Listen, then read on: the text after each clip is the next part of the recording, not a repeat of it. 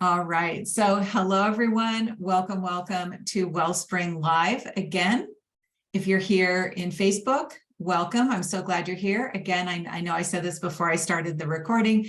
Put your name in the chat, say hi. I'd love to know that you're here live. Hey, Kellyanne, welcome. Glad you're here. If you're on Zoom, let me know that you're here, although I can see more of you more easily on Zoom than I do in Facebook. So welcome. I'm so glad to be back. Thanks for everyone being patient with me with the pause that I've had. I've just needed to regroup. I've needed to just take care of some other things in my life that needed more focus.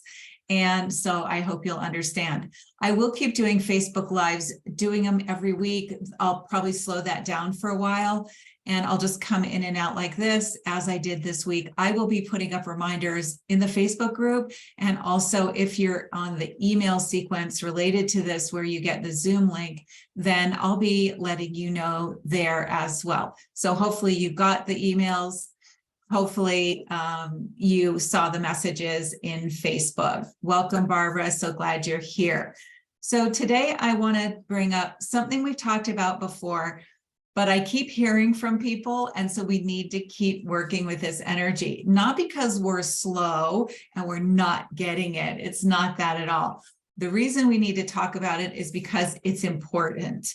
And it's important because as light workers, if we're going to have an impact in the world, and it doesn't matter whether it's with one-to-one sessions, working with groups of people, shooting videos, writing books, creating guided meditations, doing your artwork, working with people in person or online, doesn't matter how you are here to share your light.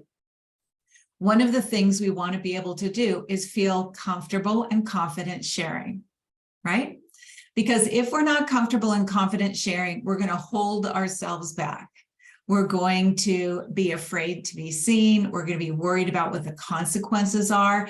And then what that means is this: we're not feeling good about ourselves. We're not feeling aligned with what we're here to do. And more importantly, we're not helping the people that we're here to help. And I really believe, and you've heard me say this before, I believe that there are people who are specifically waiting for you, your gifts. They're not just waiting for Reiki, or they're not just waiting for energy healing, or they're not just waiting for mediumship reading. They're waiting to receive that from you because you are that energetic match. Some people talk about soulmate clients. I don't tend to go that far, but I understand that. It's the idea that there's certain people who we're here to spend some time with, whether it's a short period of time or a longer period of time. It really doesn't matter. No matter what it is, we're here to help certain people. And if we're not willing to be out there, we can't help them. We can't shine, right? So the bigger topic of this is this fear of being seen. So I want to address it from like the opposite side of the spectrum from what I've talked about it before. Okay, so it's going to be a slightly different idea and sharing. Of course, as always, I think you know me by now, I definitely love to share some strategies and some things that you can do right away. So let's go back. This idea of not being seen. You know, I make jokes about it, like, you know, if you get activated, it's like you got to run back to the forest. I say that because in my own past lives, I've seen where I've lived lives in the forest where I kind of hid out there. I did my thing. People came to me, but it was all like clandestine and I wasn't out, and people who came to see me weren't straightforward about it. And so I always think, like, if I'm being afraid of not being seen, I'm headed back to the forest. Some of you may relate to that. Or if you have your own version of that, what does it feel like in your mind? Are you headed back to the forest? Are you headed back down to the dungeon? Or where do you go energetically where you feel like, I can't be seen here? Now, first of all, when we notice this about ourselves and we're getting activated in one way or another, please, please, please, here's strategy number one. We must be kind and compassionate and understanding with ourselves. Judgment does not help. Judgment keeps us stuck. I'm going to say that till the day I die. The more we judge ourselves, the more we judge others and the world. Judgment does not create movement. It does not create freedom. Judgment is a contracting energy. It's oppressive, right? If somebody judges you, you don't feel spacious, you don't feel open, you'd feel yourself energetically or even literally physically retracting or collapsing into yourself. So item number one is if you are feeling like I need to hide or I'm worried about things that are in the future, because that's what I'm going to be talking about right now, not the people who are attacking you right now or having an opinion right now, because a lot of the reason we're not going out there is because of something that may happen in the future. It may not be happening at all right now, but we're just worried, well, what if it happens? And that's what I'm addressing today. But first of all, we just want to be kind and compassionate to ourselves, understanding that if we feel that way, we're feeling that for a very good reason. Now, typically what we do is, especially when we're energetically aware, we recognize that there's something that needs to be healed. There's something that needs to be transformed. And for some of us, that means we're going to look at our past lives, or we're going to open up to past life regression or something. We're going to open up to maybe it didn't happen in this time frame, but maybe it happened in another time, because we all know that there are historical references to times when certain types of people, and it's not just whether or not you were considered a witch. I mean, there are lots of times and ways that people get judged or misjudged, misunderstood, and there are dire consequences for it. That happens on our planet right now all the time. So here's what we want to do is we want to not, as we, go back to the forest, or we hide, or we retract, or we hesitate in getting out there. What we want to do is get ourselves into a place where we can feel as safe as possible stepping out, stepping forward, right? Now, I want to say this as a positive thing. So this is positive. Please don't hear this, that I'm sort of sentencing all of this. We can do all the healing. We can do all the transformation. We can all do all the awareness opening on the idea of being seen. But we're never going to be complete with it. We're never going to be done. All right. So I want you to take that in, not as like a sentence, oh my gosh, this is terrible. It's so hard for me to do. But I want you to recognize it's layered. Just like everything else that you've been working on, that you've been healing, it's layered, right? Generally, we don't have one awareness do one thing and then it's gone. Usually we're dealing with layers, and like I call it the upward spiral of healing and personal transformation. This is what we do in life all the time. So what we want to understand is we don't have to think, I've got to get to this place where it's never going to impact me. All I have to do is get to the next place, the next level. And then I can grow into that and feel safe at that level. And once we get safe at that level, we're growing in our confidence. All right, so I want to give you an example of this. And you can chime in on one of the chats if you can relate to this. So if you have been what I'm going to say a closet healer, where maybe actually no one in your family or friend group even knows what you've been passionately studying. I've had clients who tell me they sneak off for seminars on the weekend and nobody knows where they go, or they've literally lied to people about where they are and what they're doing because they're so afraid of anyone finding out what they're doing. So these are closet healers. Like even people close to you might not know what you're doing. You might not want to be seen or known by these people who you actually might be quite close to. So if you're live or if you're online, listening to this online afterwards, can you relate to that? Put a heart or a thumbs up in the chat. If you can relate to that, like, oh, I don't even know if the people close to me, if I want them to know, because we don't want the blowback from it. We don't want to have their opinion about it. Yeah, I've been a closet everything. Yeah, and that's okay. Again, we want to just acknowledge that, like, okay, I'm in the closet. We want that to be okay for right now. Okay, so in this case that I'm talking about, though, you're at the level of not wanting to be seen, right, by close friends, maybe family members. And maybe so the first stage of you being willing to being seen is that you kind of crack the door open and maybe start sharing a little bit with some family members and friends. Sometimes it actually comes up that family members and friends close to you see that you're different. Like, what are you doing? You seem happier, or there's something different about you. And then you eventually fess up, right? So it can be a huge level of growth for you to just come out of the closet there, or in my case, out of the forest, just to let those people close to you know. Okay. So again, that is one layer, isn't it?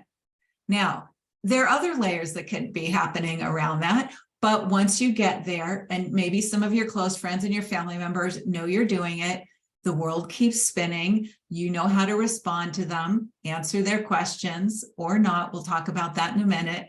And so that's one layer. Now, that doesn't mean, again, you've blown through all the layers. Now you're ready to be seen on an international stage, but you're at that level. This is why I say it's something we're going to keep doing. Okay. So as you can imagine, after this level, it could be that you're opening up to being seen by maybe your local community, or a group that you're part of, or people at work, maybe not just friends and family members, but people at work. And then it could be the next level of maybe an online space, or doing a public presentation where the groups of people are not as intimate. It's like they're going out in layers and they're not as close to you. Okay, so as you can see, I won't go into this too much more, but there are so many layers of this conundrum of being seen. So what we're going to do right now is decide that it's something we're going to keep working on. If I have time today, I've had 2 things happen just in the last week that have pushed my buttons a lot around being seen. And if I have time, I'll share that with you. Like, I don't expect to not get activated. And there's some of you who would say, well, Holly, you're never going to get activated. You're out there. Oh, listen, I'm a sensitive person. I get activated all the time. I get hurt all the time. And what I'm doing is trying to source myself so it doesn't take me back to the forest. Okay. So let's just keep going here. So this idea is that we're going to just decide that we're going to keep working on the layers. All right. Just because we haven't mastered it through all the layers doesn't mean that we're not making really good progress. Okay. So one of these energies, the primary energy, as we can all know, you can type in the chat when you feel activated about being seen. What is your primary energy that's coming up around that? What is it? You know, and for me, what I've discovered is I can give it different names, but ultimately it's fear. It's some version of fear, and all the little spider veins that could come out from it, that foundational energy of fear. So for me, and you can tell me how this, yeah, thank you, Michael. Right. Fear. It's this sense of safety. We want to know that as we put ourselves out there, we're still going to be safe, right? That ability on all levels, not just monetary, to take care of ourselves in the myriad of ways that this might show up. Panic and danger, right? And so we can work with this in past lives or our current lifetime with all of our energetic tools, but we also want to know that we want to anticipate what might happen. So it's almost like pre-rehearsing. This is the main thing I want to talk about today. Pre-rehearsing how you're going to respond ahead of time. It's very powerful. So we want to anticipate some of these experiences, work them through our head, have the responses, know how to keep ourselves with ourselves so we don't abandon ourselves. And that way we know that when they come up, we've already found some solutions for it. Okay. It's kind of like if you're going on a trip and you make sure you have blankets in the car and extra water and a first aid kit, or, if I'm thinking a trip like camping or something like that, you bring extra things to ensure that you're safe and you've got what you need on the trip, right? It's the same kind of thing without the stuff. It's not maybe a first aid kit, but we've got our energetic first aid with it. So we want to be able to anticipate ahead of time what we'll do, what we could say, if anything, because the truth is we don't have to respond to everyone, which I hope that's a mind-blowing idea for you, because I have learned that the hard way, that just because somebody says something to you does not mean it requires a response. Isn't that cool? All right, so here's what I want to focus in on here, is that when you can cultivate confidence in yourself ahead of time, if you can develop strategies that will be supportive of you so that you don't need to ever even drop into that fear or that worry, that danger. Or if you do, it's okay. You can develop strategies that will support you when you notice the fear so that you then have confidence in yourself no matter what happens. Okay. So strategy number one, if you're a note taker, strategy number one, when we're in fear or anticipating being in fear, it's easy for us to abandon ourselves. And, one day I'll bring back my healing self-abandonment course. It's so powerful to help us to keep from doing that. This is what we've learned to do since we were a child, but we can work with it now. We don't want to abandon ourselves. We want to stay with ourselves so that we ourselves can be nourishing, nurturing, soothing, and all of that. So when somebody says something, or what we're afraid of is that we can feel like, oh, maybe they're right because somebody criticized you or they had an opinion, or oops, I did something wrong because somebody doesn't like what I had to say, or somebody doesn't like what I'm doing. How many of you feel like that? You didn't do anything wrong, but you automatically go to that place. Oh my gosh, I did something wrong. I feel vulnerable. Oh, they must be right. Okay. Just because somebody has something to say about it. All right. So it's so easy for us to go there. We actually, our mind and our body, and especially our emotions, can take us there before we even think about it. So one of the first things that you can anticipate doing ahead of time for yourself is to be fully with yourself. Now, one of the ways I do this all the time, and because, like I said, 2 things in the last week have really activated me. And so I've had to work a lot with these energies this week, exactly what I'm sharing with you today. I like to put my hands on my heart. Sometimes I put one down in my abdomen on my solar plexus, because that's my seat of personal power. Yours too, of course. And that's getting activated when we're not feeling comfortable and confident, we're feeling afraid. So the hand on the heart for love and being present with the love of yourself, and also your solar plexus. The first thing to do, and this might seem like an oxymoron, but acknowledge to yourself that you're feeling afraid, or that you feel attacked, or you're feeling like you did something wrong because somebody else had an opinion about it. Okay, so if this were me, I sit here and I breathe and I feel my body. I like to close my eyes if I can. And I just say, yeah, you know what, Holly, you're right. You feel really afraid right now. Wow, that you really feel attacked, and it makes sense you feel that way. So try that out for yourself. Use your name.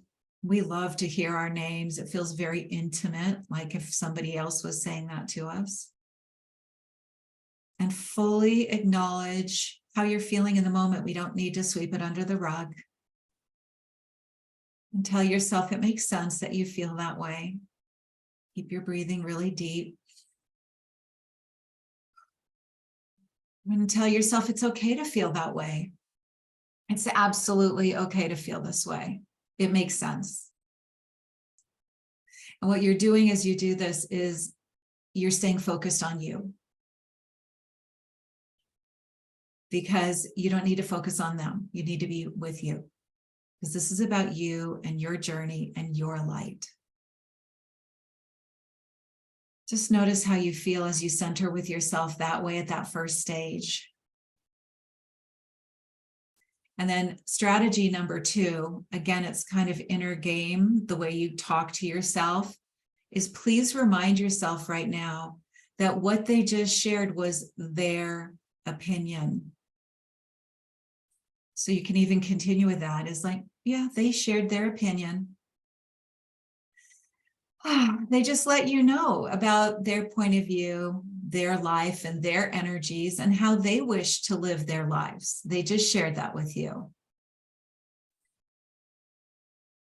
And what you're doing with that is you're staying with yourself, but you're also, in a sense, giving back to them what's theirs. You don't need to take it in and sponge it in like it actually needs to be your truth. Okay, and notice how you feel like that. Again, because they have their point of view, you don't need to agree with it. They're just sharing life through their filter.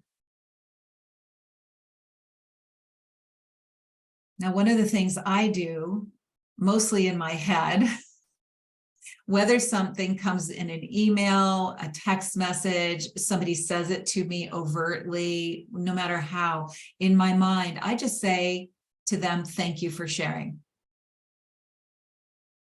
Thank you for sharing your point of view.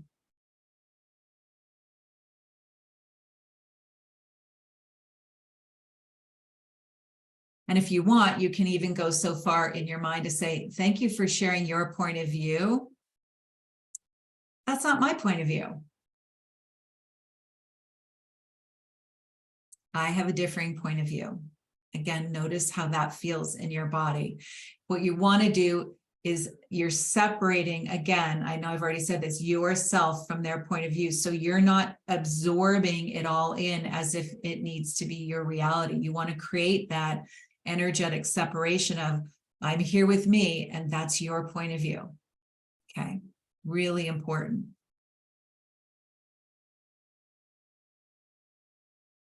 You can also say either out loud to that person if they share it with you to your face, or just in your head, you can share this.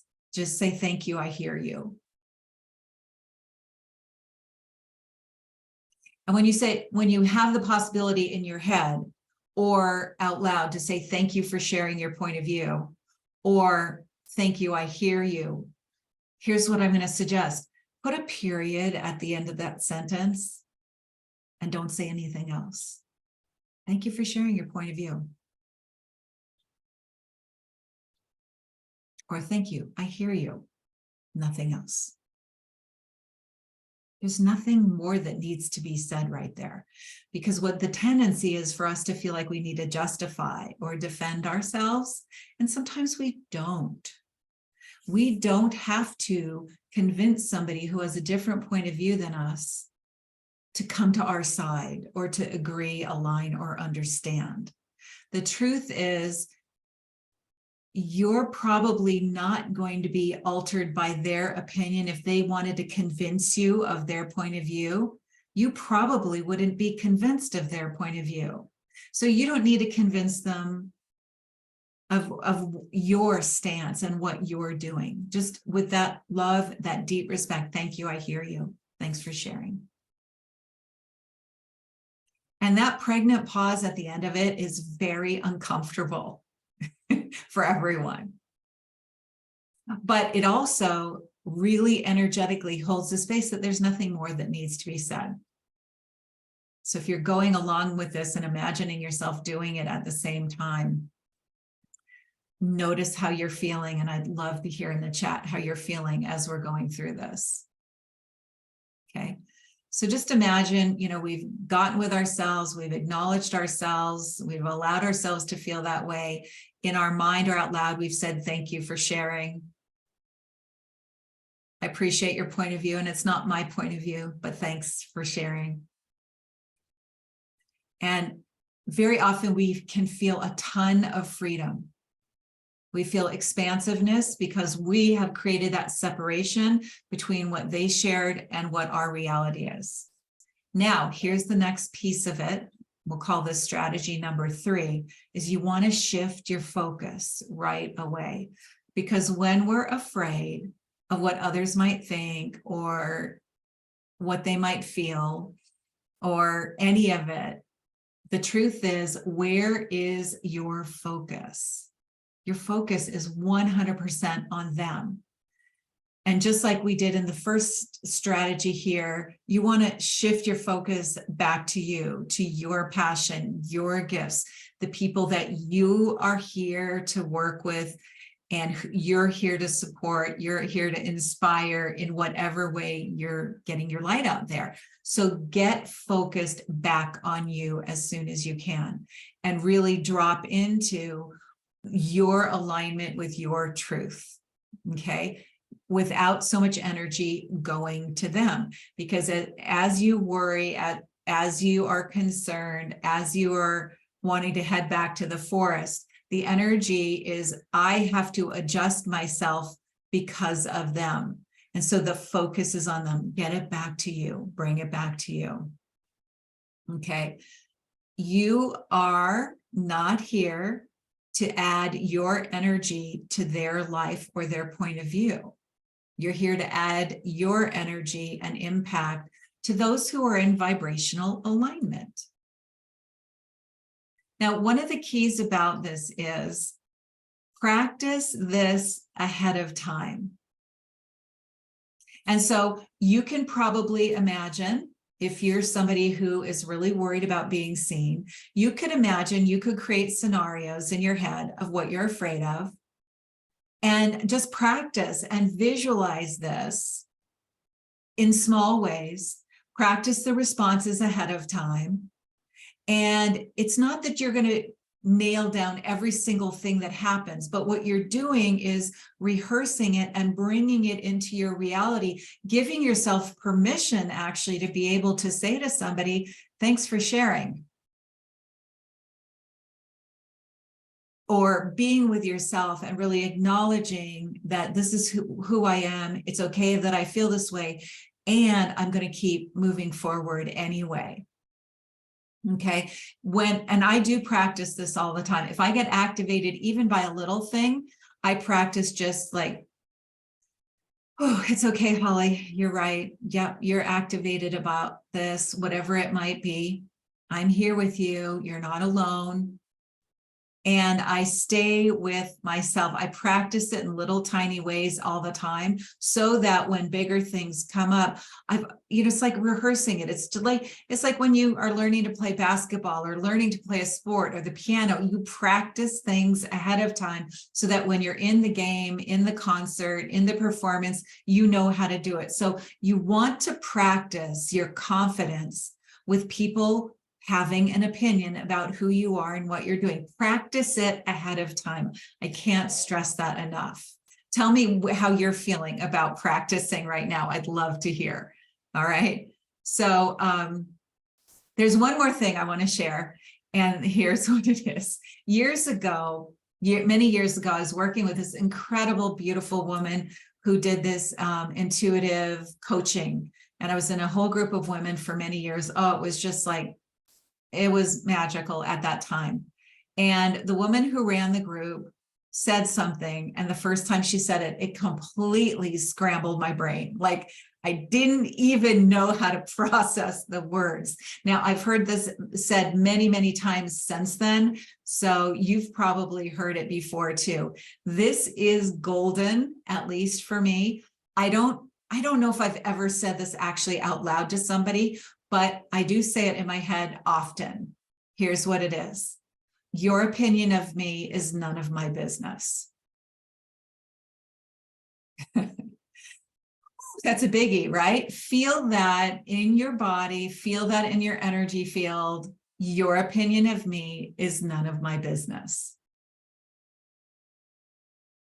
Tell me, does that scramble your brain the way it scrambled mine? I don't know.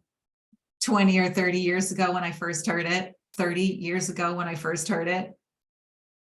Your opinion of me is none of my business. I still find that so powerful. What does that look and feel like to you as you say that? So again, I don't really think I've ever said that out loud to somebody, but if somebody's sharing their unsolicited opinion with me, and I do say that for myself, and for me, especially for those of us who are empaths and we tend to really take on energy from other people, it creates that layer of separation. Your opinion of me is none of my business. Because the truth is, when we have an opinion about anyone or anything, it is our opinion. Sometimes people feel entitled to share their opinion with you, but you didn't ask for it. Okay, so tell me how you feel about that. So I love that now. It really helps me feel better. And again, it creates that sense, it creates a greater sense of safety for me. And I practice this, like I said, practice this stuff ahead of time. So I just have a few more minutes before I sign off, and I'll just tell you what I've experienced in the last week and maybe a week and a half. I'm not exactly sure. Both of these came in via email, and for very different reasons. But one person decided to share with me how they felt about something I said in an email. Very opinionated, very condescending, very chastising. And I was actually shocked by it when I read it. I could feel the energy in my body retract. You're like, oh my gosh, did I really do something wrong? And what I realized very quickly was, I'm deciding that this person is right. And what they're really doing is sharing with me how they felt, but not really about anything that was written. And so I got thrown off by it. And I've been doing this work since 2006. I still got thrown off by it. But what did I do? Exactly some of these things that I'm telling you. First of all, I went, did I do some harm? Did I say something wrong? Well, in response to that email, I had a whole lot of emails where people are saying, thank you so much for this. So, I had to sort of do that statistical thinking in my head for a minute of the data that had come in. But then beyond that, I had to be with myself. It's like, I literally had sitting in my kitchen. I was like, oh, I feel that. Yeah, Holly, you feel activated by that. It's okay. And, they're entitled to their opinion. They also felt like they wanted to take the time out of their life to share with me their opinion. I don't know why, but they're entitled to share that. Now, here's the thing. Did I respond to them? No. There was no energy of engagement, curiosity, nothing. So in my mind, I said, thank you for sharing, and I deleted the email. And I got myself back with me as quickly as I could, because it's okay. They are entitled to their opinion, but it does not need to affect me. It did, but I didn't have it affect me for long. And the second one was a very attacking email that I got for a completely different reason, which I won't go into. And that was one was a lot more destabilizing, and it took me a lot more to get through, but I did. And again, did that email get a response from me? No, because we know when someone is saying something to us, they're curious, they're interested. They can say, I don't really understand this, but I'd like to know more. I'd like to understand. That's inviting a conversation. But some of these other things that happen, you don't need to respond. So how does that also feel for you if you get the idea that I actually am not required to respond to everyone and justify or defend or explain myself at all? Because we're not tending to go to those people who disagree with us and say, well, tell me why you feel that way. we would respect their opinion to feel the way they are, the way they do. So we get to hold that for ourselves. You respect your opinion. You respect what you're doing. You respect your light and what's bubbling up from your heart that you're here to do. The more you hold tight to that this is what you're here for. I respect that. I love myself for that. I see that uniqueness in me. You will hold that vibrational resonance so strongly that these things, they're not as destabilizing. And you'll be able to, again, use my metaphor of, like, you won't have to go back into the forest. I didn't have to go back into the forest when I received these emails. I thought about it, but I didn't go. So anyway, I hope this helps. Tell me how you're feeling right now and what's going on for you. Or if you're watching the replay, of course, pop it in the chat below. I can't wait to hear. I'll give everyone a minute. You're so welcome. You're so welcome. I'm glad that you're here. And I will be posting this. Well, it's going to stay on the Facebook group, of course. And then later today, it might, knowing what I have ahead of me today, it probably won't be till over the weekend that I will post this in the Facebook group. Sorry, not the Facebook group. It'll be there on the YouTube page also, where all the other WellSpring lives are. So you can go back to it and watch it over again. I hope this has value for you. I hope this helps you feel more confident. I'd love to hear how that helps. And also feel free to post on Facebook or send me a message about something else you'd like me to chat about here, so that we as light workers, as you know, we're going to close our light worker gap and play full out, shine our light in our unique way, and that really transforms the world.